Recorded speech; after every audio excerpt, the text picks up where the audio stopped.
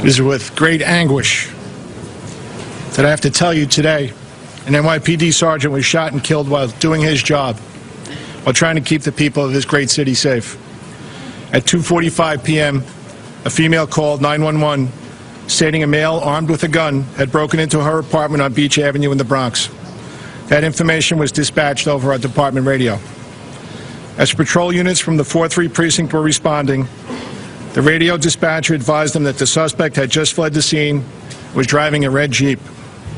A few minutes later, at 2:52 p.m., the suspect's vehicle was observed at Noble Court and Bronx River Avenue by a marked patrol car, roughly a half a mile from the original call.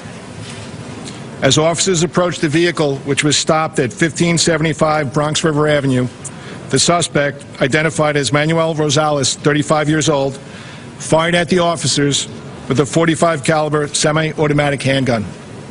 Police returned fire, striking the suspect. During the exchange of gunfire, 2 uniformed sergeants were shot. The suspect was pronounced dead at the scene. Both sergeants were immediately transported to Jacoby Hospital. Sergeant Paul Tuozzolo, a 19-year veteran, was later pronounced deceased at the hospital.